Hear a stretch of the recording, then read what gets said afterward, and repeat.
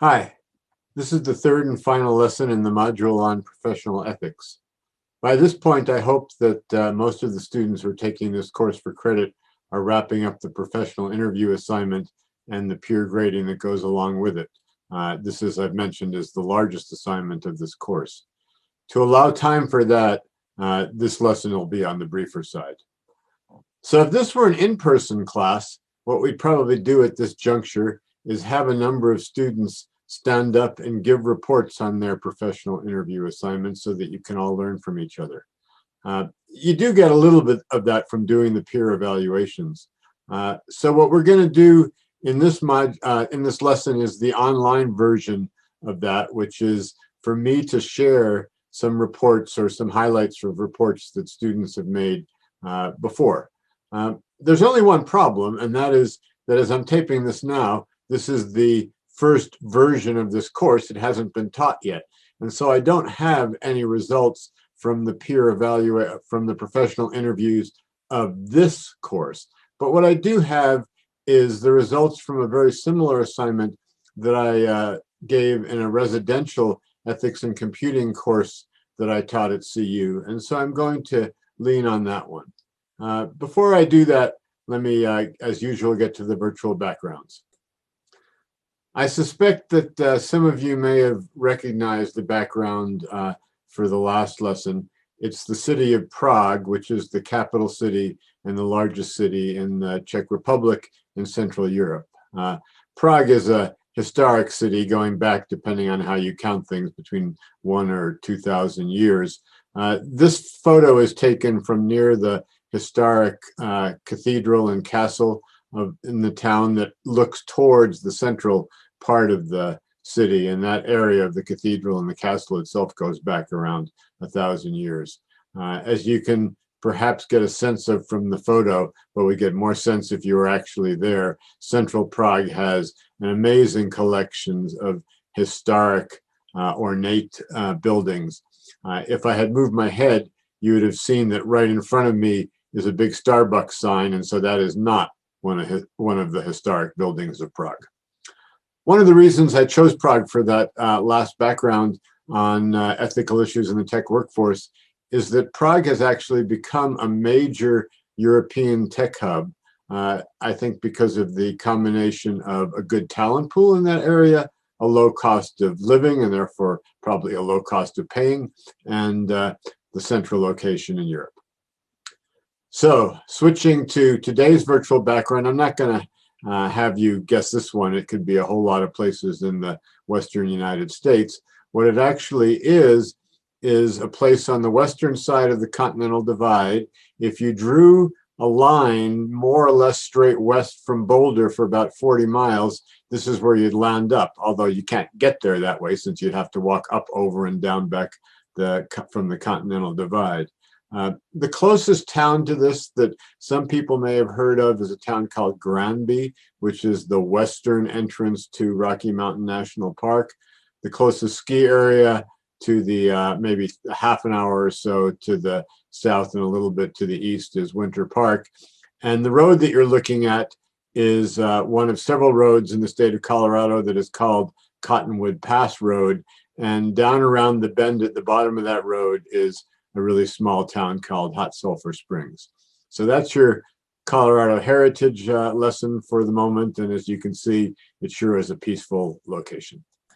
So now for this lesson, as I said, I'm going to share some of the highlights of the professional interviews from a residential ethics and computing class that I taught recently at CU. The assignment was roughly the same one, for students to talk to computing professionals and hear about their experiences in the ethics of both technical decisions and of the professional workforce in general. What I've done is pulled out instances that are particular to data science, and I'm going to highlight some of them grouped into those two categories. First, ones that are more about technical issues, and then ones that are more about professional workforce issues. I'm not really going to try to analyze much because in many cases I don't have enough information to do the analysis. I think it's just interesting to share with you what they reported and to give you a flavor. And I think it's going to be apparent that much of what they reported reinforces and validates the types of things that we hear about in this course. I'm going to start with some of the technical issues that came up in the students' reports, and in particular ones that are related to data science. One that came up in several cases, I would summarize by simply saying you can't fix all the bugs. What that means is that when you're developing software, you know there are bugs, but there are just too many to get every one of them out of there. And if you did that, you simply wouldn't get the product out in at all a reasonable amount of time. So what it sounded like happens in practice is that you fix the ones that are the worst, that could have the worst consequences, that are the most important, that could have the most important consequences. However you determine that, that didn't really come up. You may remember that one of our seemingly artificial case studies from the ACM Code of Professional Ethics was exactly about that. You know there are bugs, or there might be bugs. Do you fix them all before you release the product? And I think these reports made me realize, perhaps more than I did before, that that's an imperfect situation in any software-related industry or product. The second case that also came up in various reports is about encrypting data. And I'll just comment on a couple of aspects that came up, and they may not be the things you generally read about in textbooks. One of them is that there's inverse correlation between encrypting data and how quickly your product performs. The more you encrypt, the more you need to decrypt, and the slower your product may be. So there is a tension between those two, and it may lead to decisions where you encrypt where it's really important, but where it might not have a consequence, you might not. The second one that came up, perhaps more mundane, but equally concerning, are just comments about clients of companies who send the company data that they ought to have encrypted, but they didn't. So lots of the problems are coming not from the company, but from the way the clients regard confidentiality of data. The next instance that I'll summarize was actually related to what we learned about in Superhuman, and in particular the issue of providing location data within a product and therefore to the users. And it was simply the comment, I don't know what the product was, that wasn't reported, but that somebody, their company was developing a product that contained location data, and clearly they weren't sensitive to the abuses that you could have with that data, weren't sensitive that, for instance, providing location data in a case where you probably didn't need to could lead to stalking and other very serious issues. The next set of comments, and there were really two of them, were about bots.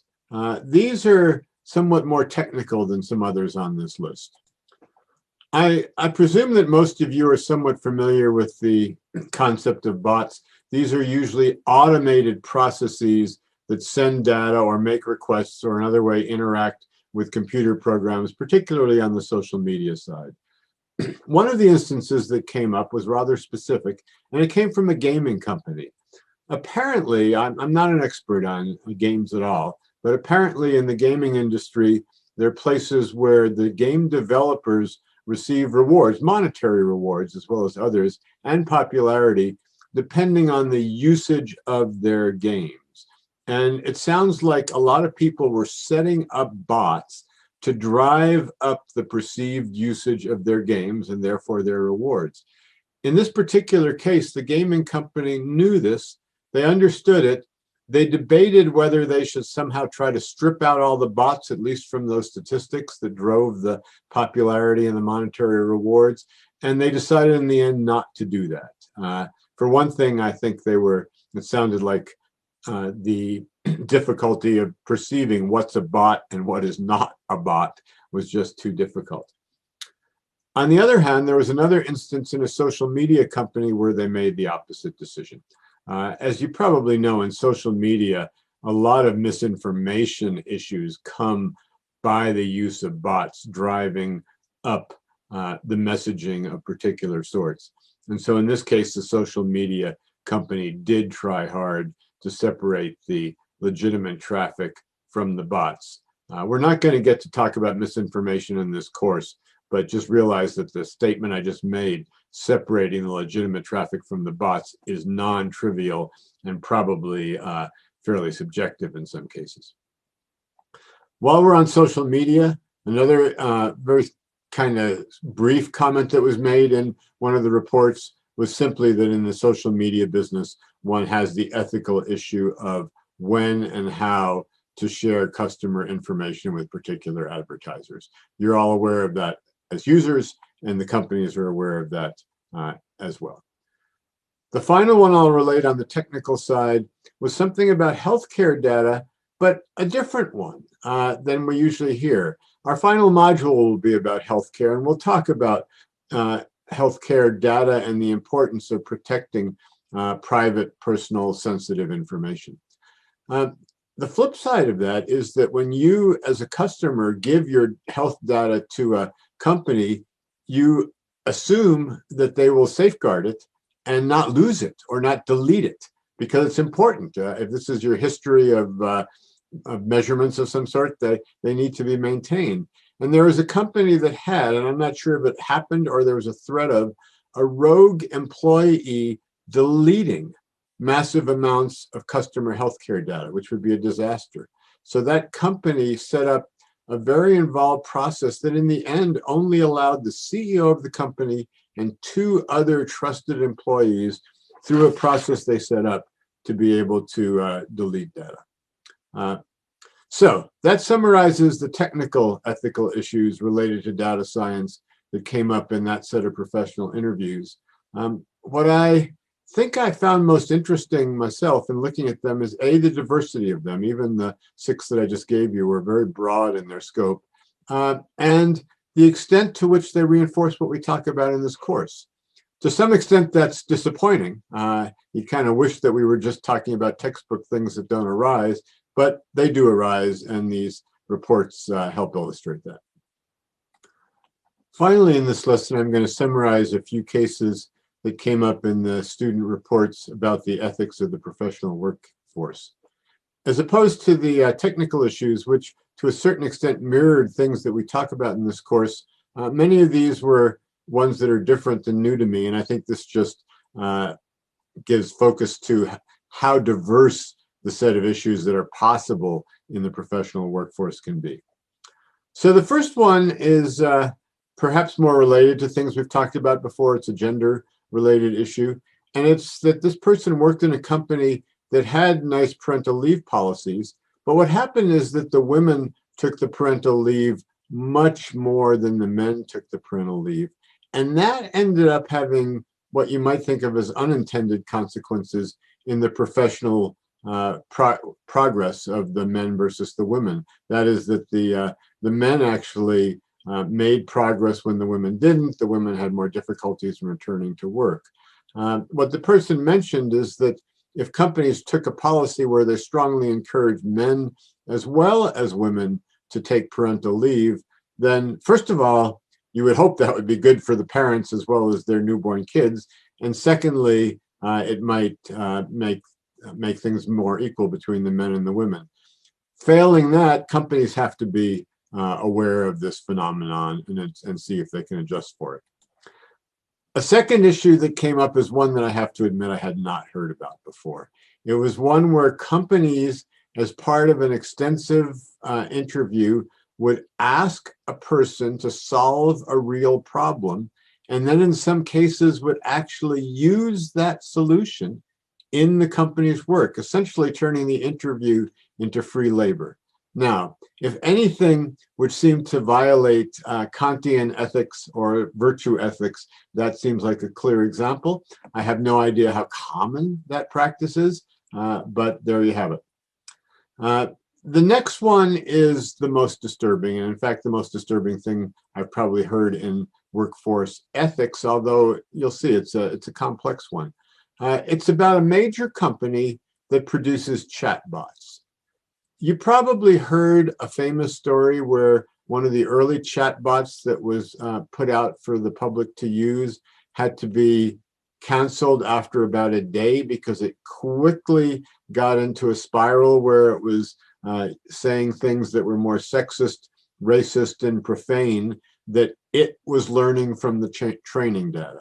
So this is yet another instance of the training data produces the results. In this case, it wasn't happening at the outset, but as it was active and learned more stuff from people who were interacting with it.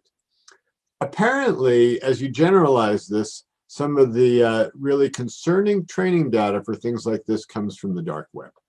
And so a major company decided that in producing a chatbot, it needed to have a group of employees who actually interacted with the dark web that has all sorts of awful material, awful in any category that you can name, and sort of learned how to protect the chatbots from that.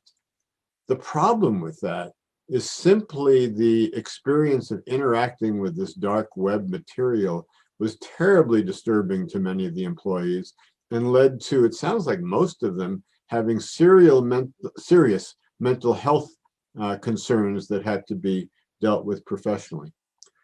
This is not a situation that's unique to computing. In fact, it probably happens more in other occupations, for instance, people who are therapists or psychologists, but those are probably more used to providing the right support for people who have to deal with very disturbing content. And it's something that was important in this case as well.